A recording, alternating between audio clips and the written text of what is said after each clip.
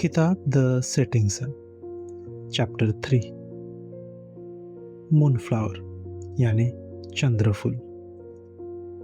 एक बेबसी का एहसास, जैसे जीना पूरी तरह संभव हो।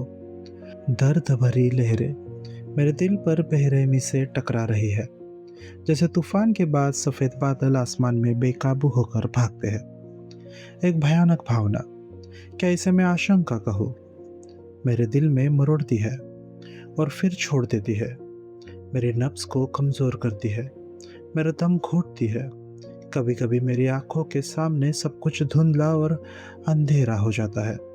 मुझे लगता है कि मेरे पूरे शरीर की ताकत मेरी उंगलियों की सिरों से रिस रही है। हाल ही में लगभग लगातार एक उदास बारिश हो रही है। मैं जो कुछ भी कहती हूँ, करती हूँ, वह मुझे उदास करता है। आज मैं एक बेंत की कुर्सी बरामदे पर ले गई, ये सोचकर कि मैं उस स्वेटर पर फिर से काम करूँगी जो मैंने इस वसंत में शुरू किया था। उन हल्के गुलाबी रंग की जो कुछ फीकी पड़ चुकी है, और मैं इसे कोबाल्ट नीले धागे के साथ मिलकर स्वेटर बना रही हूँ। यह हल्का गुलाबी ऊन मूल रूप से उस स्कार्फ से आया था जो माँ ने 20 साल पहले मेरे लिए बुना था, जब मैं अभी प्राइमरी स्कूल में थी। स्कार्फ का सिर्फ सिरा एक तरह की टोपी जैसा बना था, और जब मैंने इसे पहनकर आईने में खुद को देखा तो एक छोटी सी शैतान सी छवि मुझे घूर रही थी। स्कार्फ का रंग मेरे स्कूल के दोस्तों के स्कार्फों से बहुत अलग था, और सिर्फ यही बात मुझे इस बेवजह गुस्से से नफरत करने के लिए काफ़ी थी। मुझे इसे पहनकर देखे जाने में इतनी शर्मिंदगी महसूस हुई कि मैंने इसे दोबारा कभी नहीं पहना, और सालों तक यह कहीं दरार में छिपा रहा। यह वसंत में यह फिर से सामने आया, और मैंने इसे उधेड़ दिया। मैंने इसे अपने लिए एक स्वेटर बनाने का फैसला लिया, इस पवित्र इरादे के साथ कि मैं एक मृत चीज को फिर से जीवित करूं। लेकिन किसी तरह वह फीका रंग मुझे आकर्षित नहीं कर सका, और मैंने उनको फिर से एक तरफ रख दिया।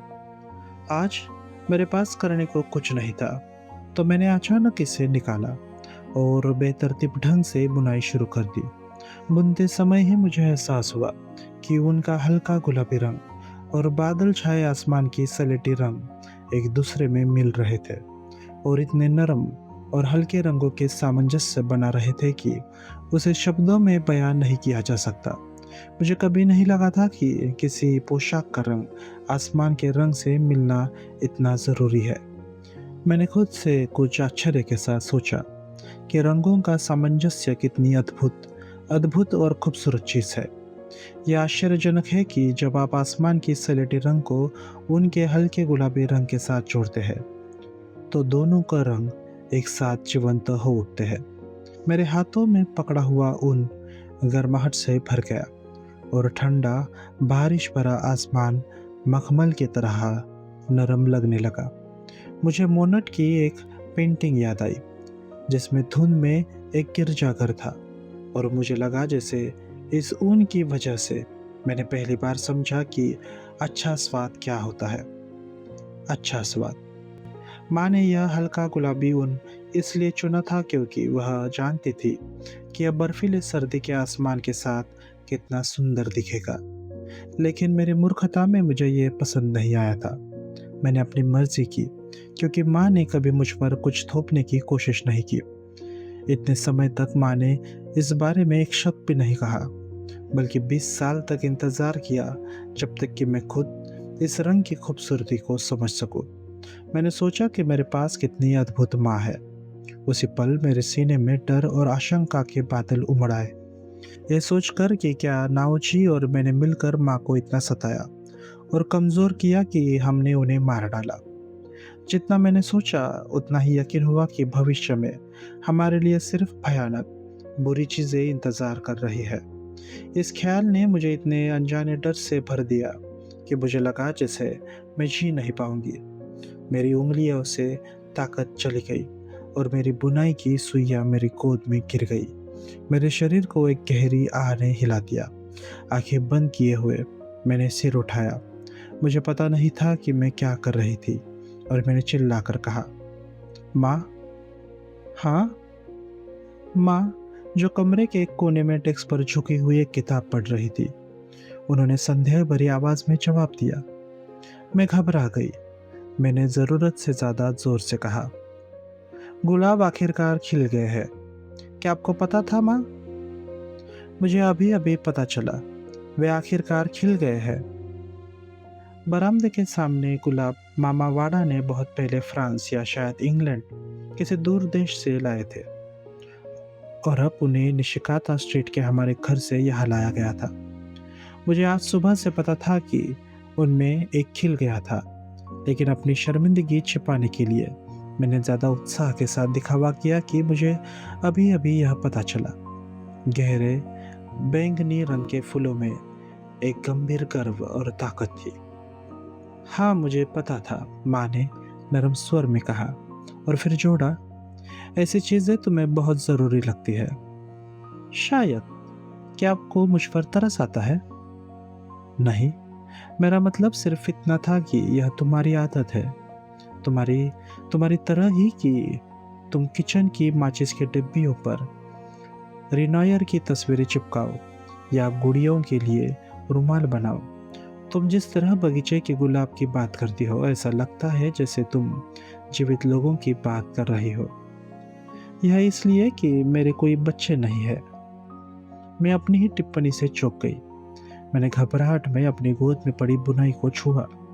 मुझे ऐसा लगा जैसे मैं साफ साफ एक पुरुष की आवाज सुन सकती थी, एक खरखराती बांस जैसे टेलीफोन पर आवाज जो कह रही थी, क्या उम्मीद है? वह 29 साल की है। मेरे गाल शर्म से जलने लगे। माँ ने कोई टिप्पणी नहीं की और अपनी किताब पढ़ने लगी। कुछ दिनों से वह अपने मुंह पर गॉज का मास्क पहन रही थी, और शायद यही वजह थी कि हाल ही में वह बहुत कम बोल रही थी। उन्होंने नाऊजी के निर्देशों का पालन करते हुए मास्क पहना था। नाऊजी करीब एक हफ्ता पहले दक्षिण प्रशांत से लौटा था। उसका चेहरा पीला पड़ गया था। एक गर्मी की शाम, बिना किसी चेतावनी के वह बगीचे में दाखिल हुआ, लकड़ी का गेट जोर से बंद करते हुए। क्या भयानक! इस घर का कितना भद्दा स्वाद है। तुम्हें एक साइन बोर्ड लगाना चाहिए, चाइना मेंशंस चाउमीन। ये थे नाओची के पहले शब्द जब उसने मुझे देखा।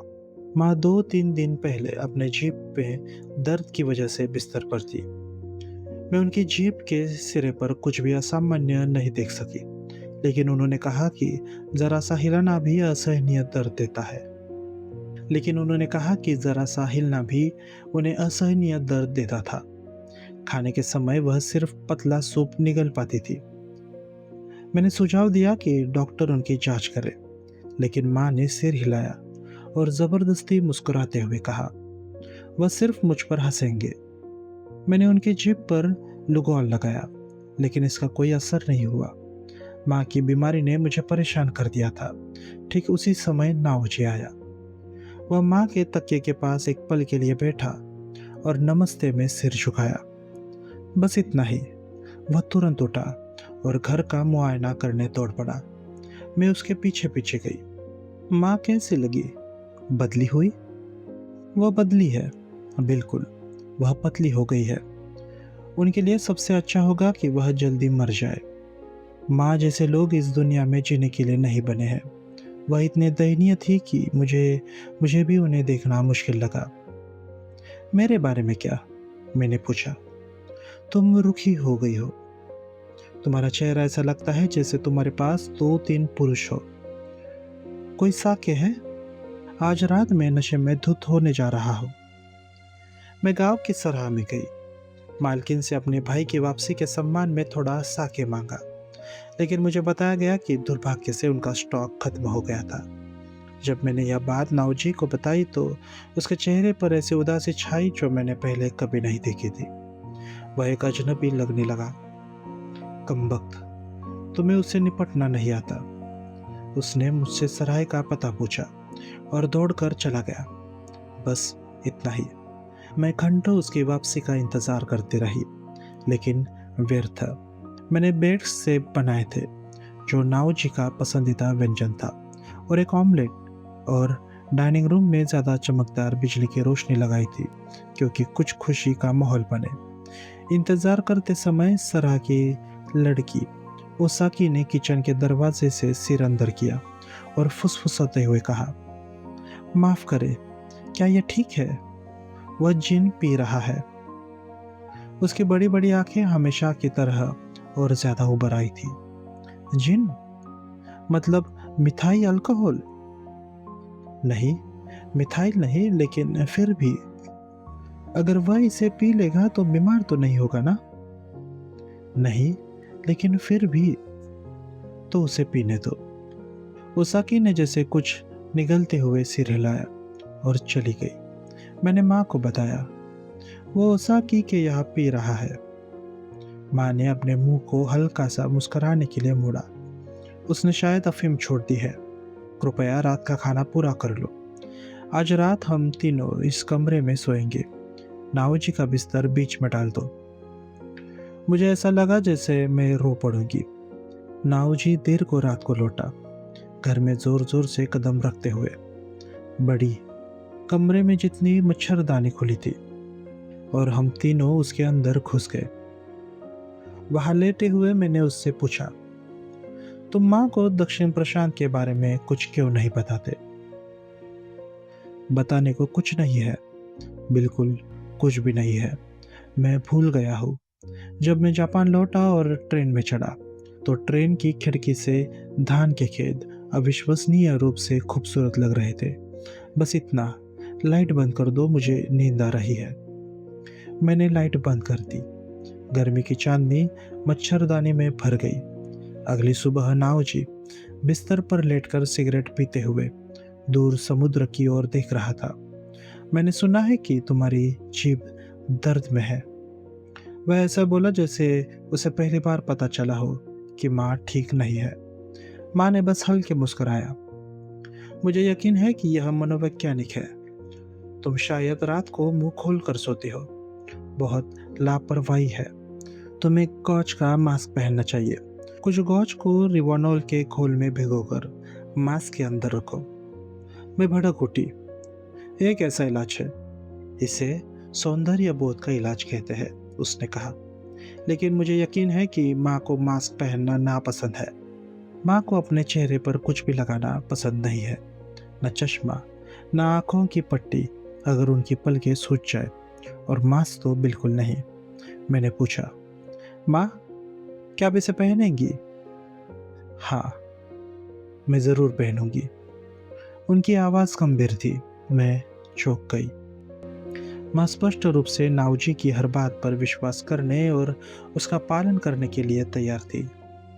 नाश्ते के बाद मैंने, जैसा नाओजी ने कहा था, कुछ गौच को रिवोनॉल में घोल में भिगोया, उसे मास्क में जोड़ा और माँ को दे दिया। उन्होंने बिना एक शब्द कहे इसे स्वीकार किया और विनम्रता के साथ मास्क की डोरियों को अपने कानों के चारों ओर बांध लिया। वह वहां लेटी हुई एक छोटी सी बच्ची की तरह दयनीय लग रही थी।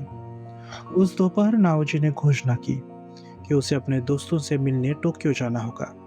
उसने सूट पहना और माँ से 2000 येन लेकर निकल गया। उसके जाने के बाद लगभग 10 दिन बीत चुके हैं और अभी तक कोई संकेत नहीं है कि वह कब लौटेगा। हर दिन माँ अपना मास्क पहनती है और नाओजी का इंतजार करती है। उन्होंने मुझसे कहा कि यह दवा बहुत असरदार है और मास्क पहनने से उनकी जीभ का दर्द बहुत कम हो गया है। लेकिन मुझे लगता है कि माँ सच नहीं बोल रही। वह बिस्तर से बाहर है, लेकिन उनकी भूख कम है और वह शायद ही कभी बोलती है। मैं उनकी चिंता करती हूँ और सोचती हूँ कि नाओजी को इतना समय क्यों लग रहा है। निश्चित रूप से वह उस उपन्यासकार उपहारा के साथ मौज मस्ती कर रहा है और इस समय टोक्यो की उन्मादी भंवर में फंस गया है।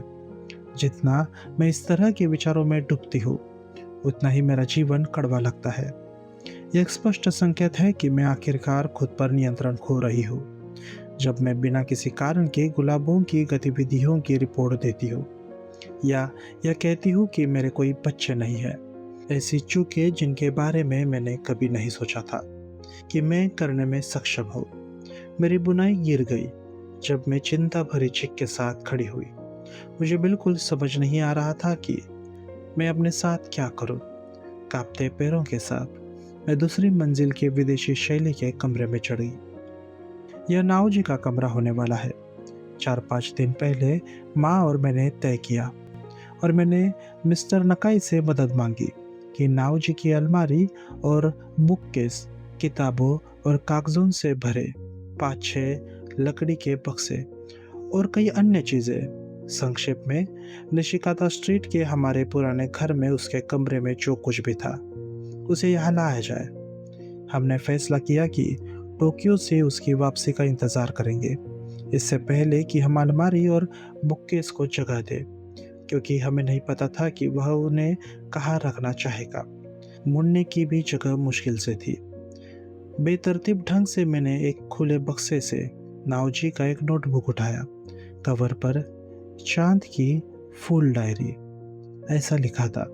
यह नोटबुक शायद तब लिखी थी जब नाओजी नशीली दवाओं की जहर से पीड़ित था। जलकर मरने का एहसास, और यह कितना दर्दनाक है। फिर भी यह दर्द करता है जैसे साधारण शब्द भी नहीं कह सकता। इस अभूतपूर्व मानव इतिहास में अनोखे अथाह नरक के संकेत को हल्के में मत लेने की कोशिश करो। दर्शन झूठ, सिद्धांत झूठ, आदर्श झूठ, व्यवस्था झूठ, सच्चाई सत्य, पवित्रता सब झूठ। वे कहते हैं कि उशिजिमा की विस्टरिया 1000 साल पुरानी है और कुमानो की विस्टरिया सदियों पुरानी है। मैंने सुना है कि उशिजिमा की विस्टोरिया की लटें 9 फीट तक लंबी होती है और कुमानो की 5 फीट से ज़्यादा। मेरा दिल सिर्फ उन विस्टरिया के फूलों की तटों में नाचता है। वह भी किसी का बच्चा है, वह जीवित है।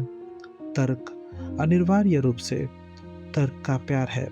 यह जीवित इंसानों के लिए प्यार नहीं है। पैसा और औरतें, तर्क डर कर तेजी से भाग जाता है। डॉक्टर फास्ट का साहसी बयान है कि कन्या की मुस्कान इतिहास, दर्शन, शिक्षा, धर्म, कानून, राजनीति और अर्थशास्त्र और सभी अन्य विद्या की शाखाओं से कहीं ज्यादा कीमती है। विद्या घमंड का दूसरा नाम है। यह इंसानों का इंसान न बनने का प्रयास है। मैं गोएथे के सामने भी कसम खा सकता हूँ कि मैं एक शानदार प्रतिभाशाली लेखक हूँ। त्रुटिहीन रचना, हास्य का सही मिश्रण, करुणा जो पाठक की आंखों में आंसू ला दे, या फिर एक विशिष्ट उपन्यास अपनी तरह का पूर्ण, जिसे इसके प्रति उचित सम्मान के साथ जोर से पढ़ा जाए। ये क्या इसे मैं एक फिल्म पर चल रही टिप्पणी कहूँ? यह मैं दावा करता हूँ कि मैं लिख सकता हूँ, और अगर मुझे अपनी प्रतिभा की इस जागरूकता पर शर्मिंदगी न होती। ऐसी प्रतिभा की जागरूकता में कुछ मौलिक रूप से सस्तापन है। केवल एक पागल ही उपन्यास को सम्मान के साथ पढ़ेगा। उस स्थिति में इसे औपचारिक कपड़ों में करना होगा, जैसे अंतिम संस्कार में जाना, बशर्ते ये किसी अच्छे काम जितना प्रभावित न लगे। मैं अपना उपन्यास अनाड़ी ढंग से लिखूंगा, जानबूझकर इसे खराब रखूंगा, सिर्फ इसलिए कि मेरे दोस्त के चेहरे पर सच्ची खुशी की मुस्कान देख सकूं। नीचे गिरकर सिर खुजलाते हुए चला जाऊं। ओह, मेरे दोस्त का खुश चेहरा देखना।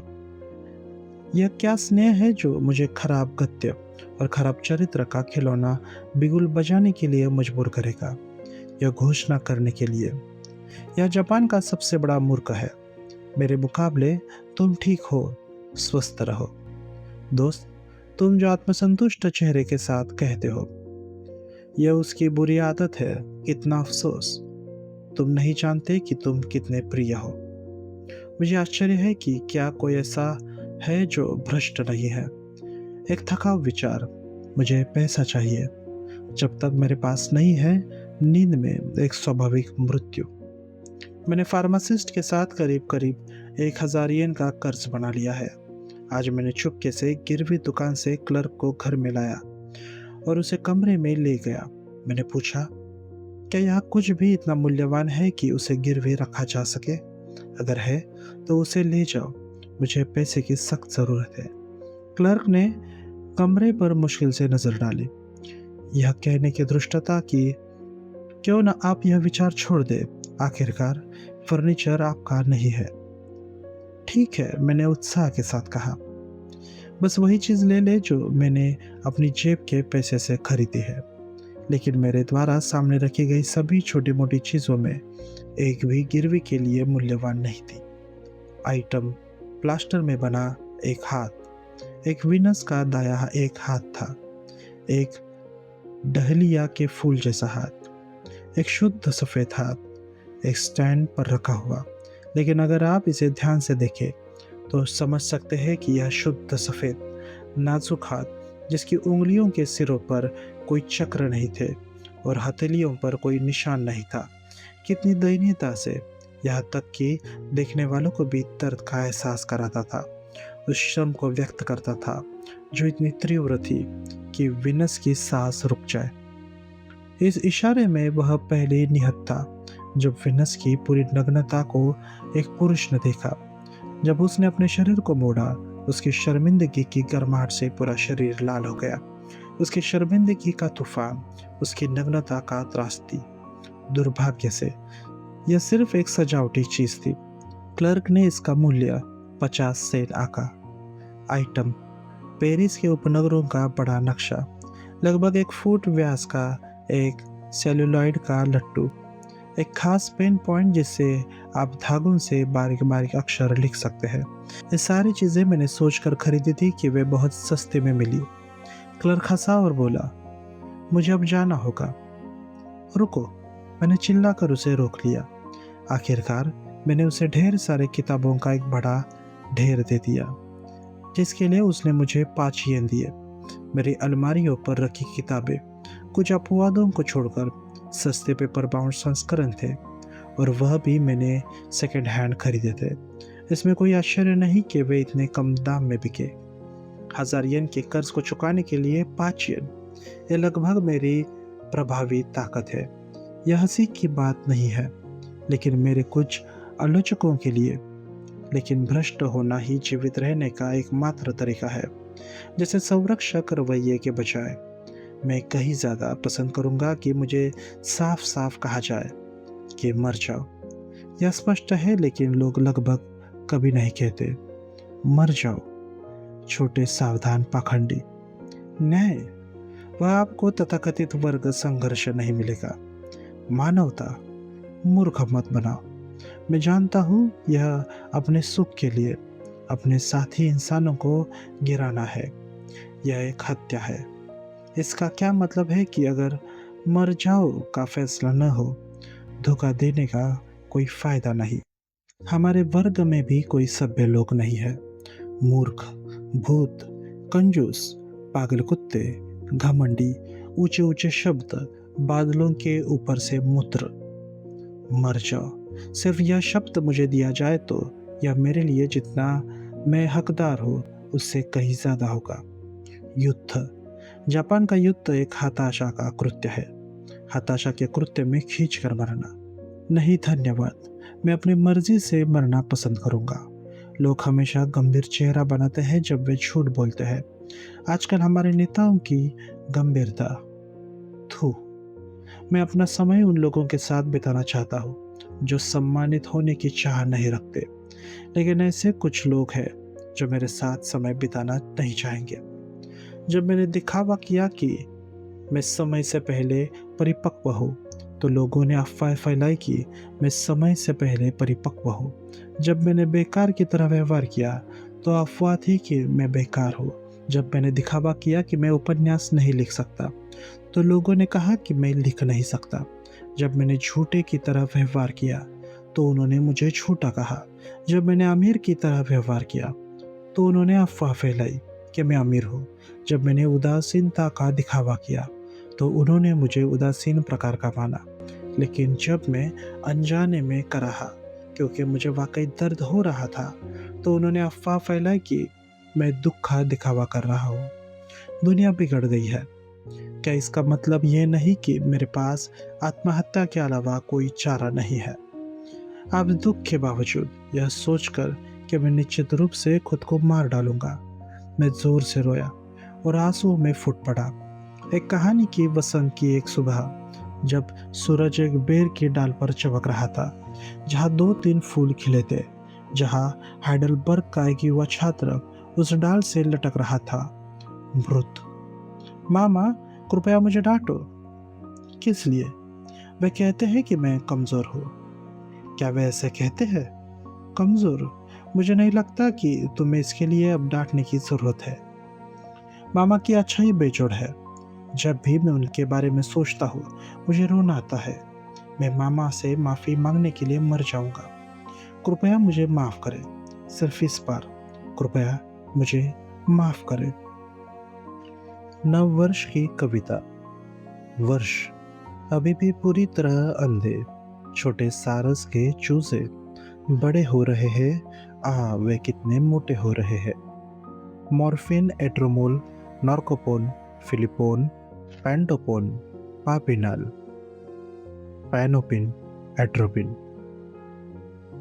आत्मसम्मान क्या है?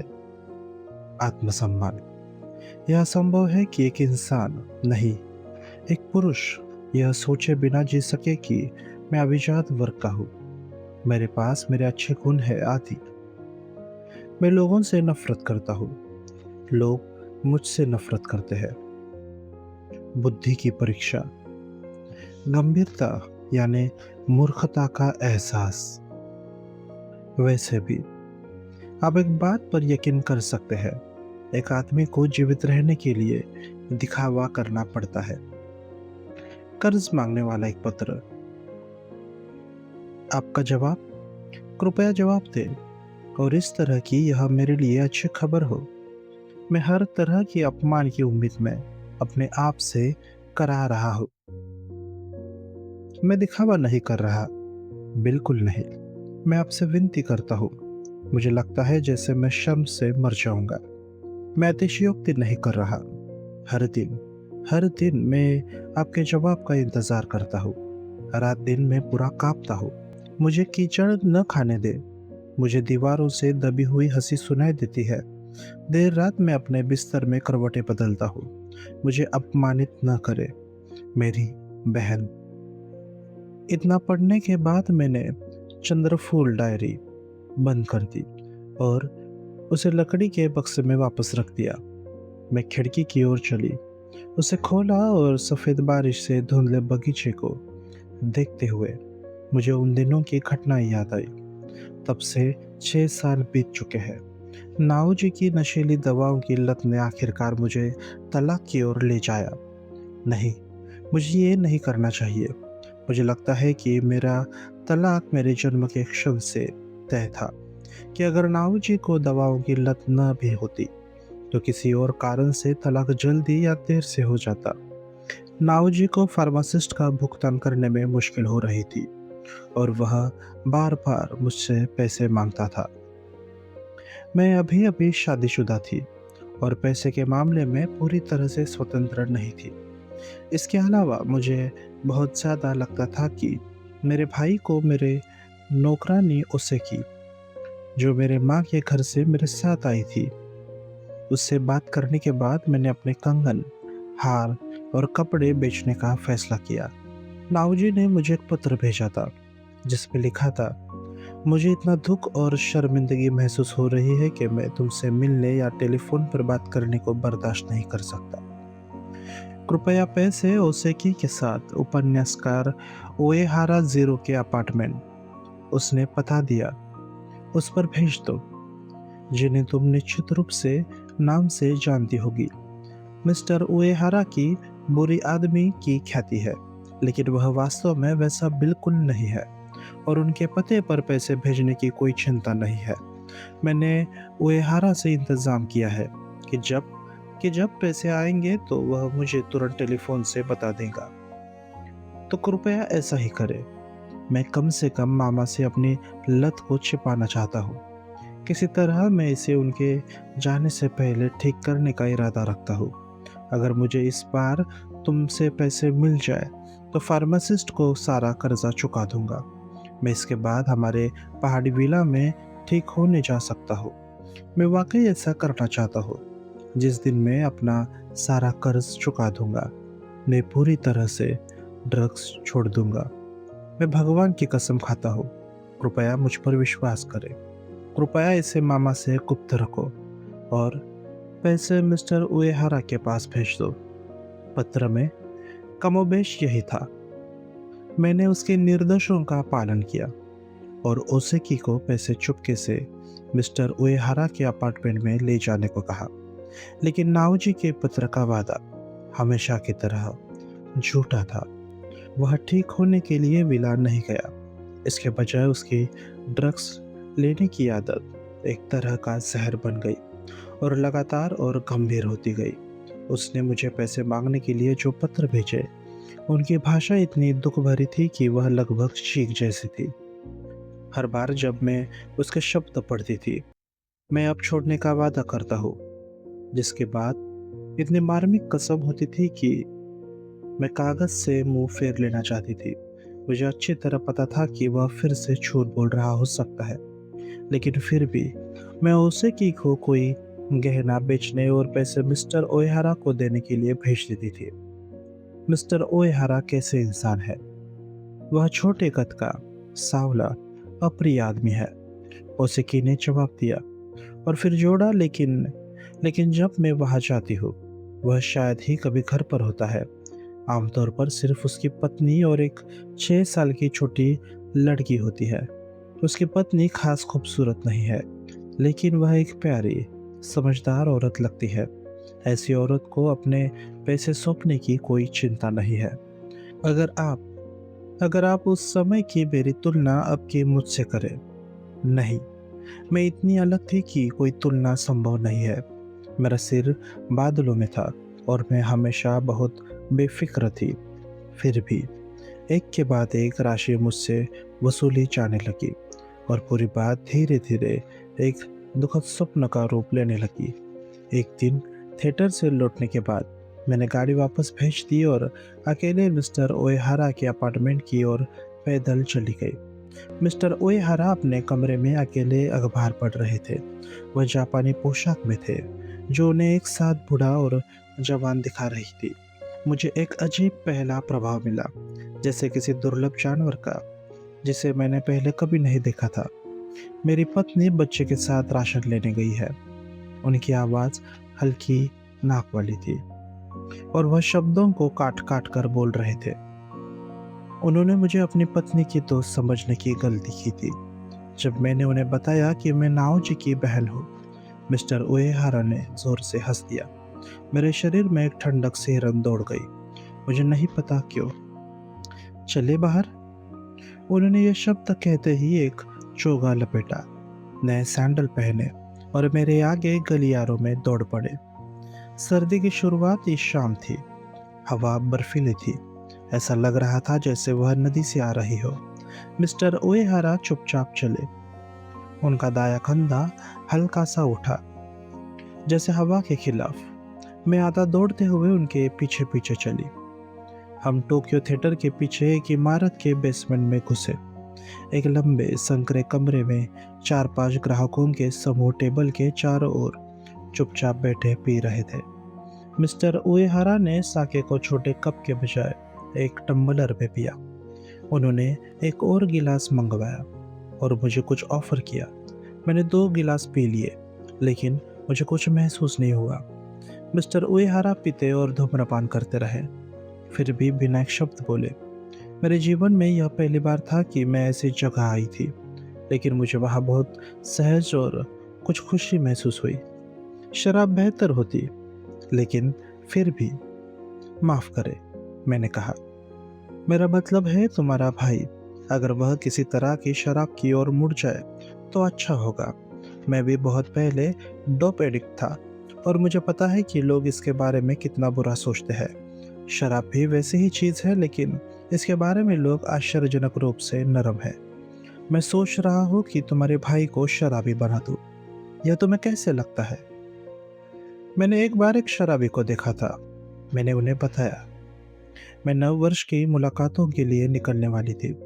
तभी मैंने देखा कि हमारे ड्राइवर का एक दोस्त जिसका चेहरा भयानक रूप से लाल था, गाड़ी में सो रहा था और जोर जोर से खर्राटे ले रहा था।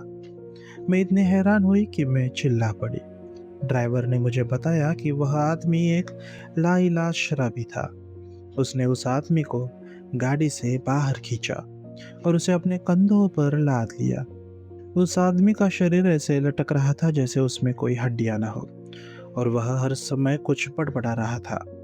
यह पहली बार था जब मैंने एक शराबी को देखा। यह बहुत आकर्षक था। मैं भी एक शराबी हूँ, तुम्हें पता है? ओह, लेकिन वैसा नहीं है ना? मैंने पूछा। और तुम भी एक शराबी हो, उएहारा ने कहा। नहीं, ये सच नहीं है। मैंने एक असली शराबी को देखा है और ये पूरी तरह अलग है। मिस्टर उएहारा ने पहली बार सच्ची मुस्कान दी। तो शायद तुम्हारा भाई भी शराबी नहीं बन पाएगा, लेकिन कम से कम उसे शराब पीना शुरू करना चाहिए। चलो, तुम्हें देर नहीं करनी है ना? इससे कोई फर्क नहीं पड़ता, मैंने बताया। सच कहूँ, यह जगह मेरे लिए बहुत भीड़ भाड़ वाली है। Waitress, bill. मैंने बिल मंगवाया। क्या यह बहुत महंगा है? अगर ज़्यादा नहीं है तो मेरे पास थोड़ा पैसा है, उएहारा ने कहा। उस स्थिति में तुम बिल चुकाओ, शायद पर्याप्त न हो। मैंने अपने बैग के अंदर देखा और मिस्टर उएहारा को बताया कि मेरे पास कितना पैसा था। इतने से तो तुम 2-3 और जगहों पर पी सकती हो, मूर्ख मत बनो। वह भौहें चढ़ाकर बोले, फिर हंसे। क्या तुम कहीं और पीने जाना चाहोगे? उन्होंने सिर हिलाया। नहीं, मेरा हो गया। मैं तुम्हारे लिए टैक्सी बुलाता हूँ, तुम्हें वापस जाना चाहिए। हम बेसमेंट से अंधेरी सीढ़ियों पर चढ़े। मिस्टर उएहारा, जो मुझ में एक कदम आगे थे, अचानक मुड़े और मुझे जल्दी से एक चुम्बन दिया। मैंने उनके चुम्बन को अपने होठ सख्ती से बंद करके लिया। मुझे उनके लिए कोई खास आकर्षण महसूस नहीं हुआ, लेकिन फिर भी उस पल में मेरा रहस्य शुरू हो गया। मिस्टर उएहारा सीढ़ियों पर चढ़ गए और मैं धीरे धीरे उनके पीछे चली, एक अजीब तरह की पारदर्शी भावना के साथ। जब मैं बाहर निकली तो नदी से आती हवा मेरे गाल पर बहुत अच्छी लगी। उन्होंने मेरे लिए एक टैक्सी बुलाई और हम बिना कुछ कहे अलग हो गए। जब मैं उस पुरानी जीर्ण टैक्सी में हिल रही थी तो मुझे लगा जैसे दुनिया अचानक समुद्र जितनी चौड़ी खुल गई हो।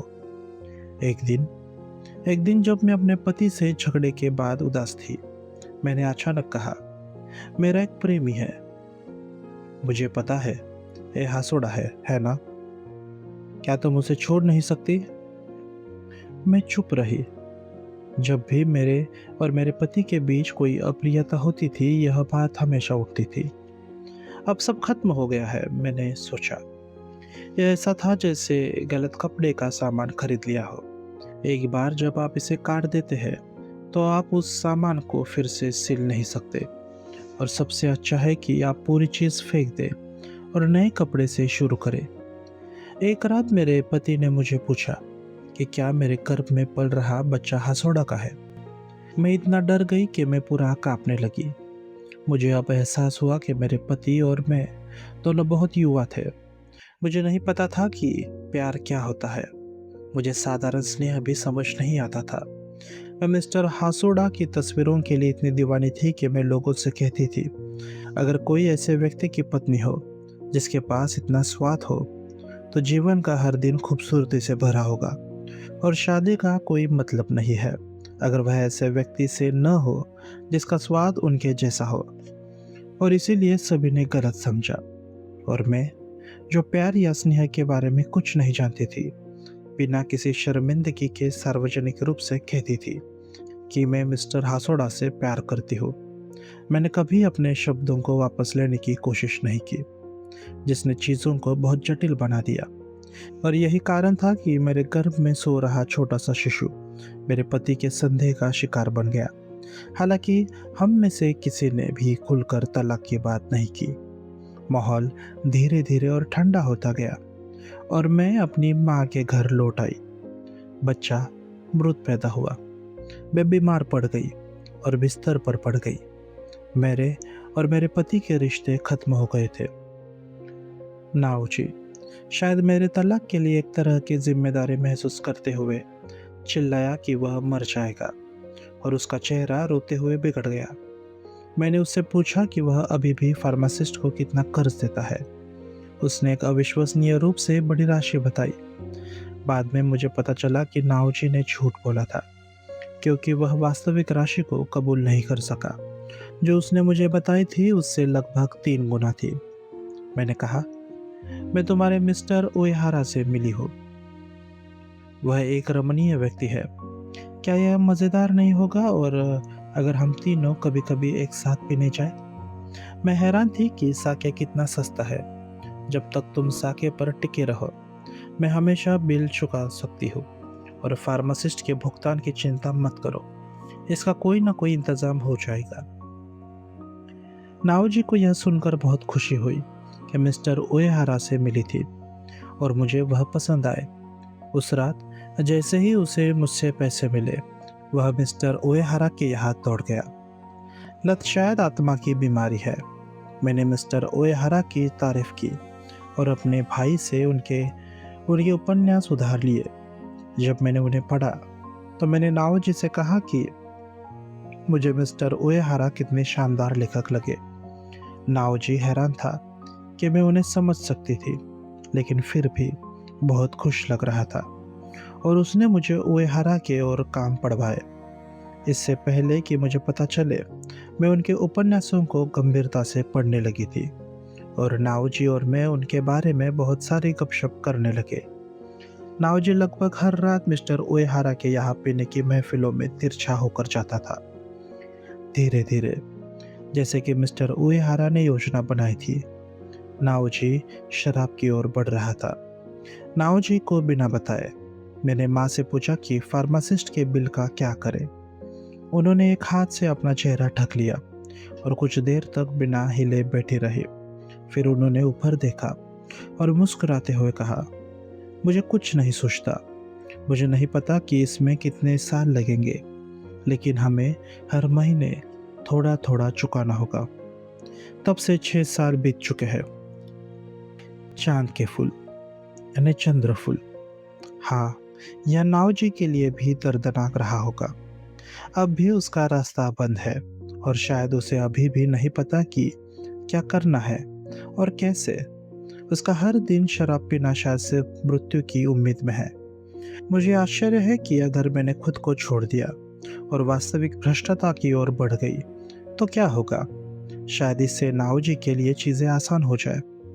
मुझे आश्चर्य है कि क्या ऐसा है जो भ्रष्ट नहीं है। नाओजी ने अपनी नोटबुक में लिखा था। उन शब्दों ने मुझे खुद को भ्रष्ट महसूस कराया, और मेरे मामा और यहाँ तक कि माँ भी किसी तरह तब भ्रष्ट लगने लगे। शायद भ्रष्टता से उसका मतलब वास्तव में कोमलता था।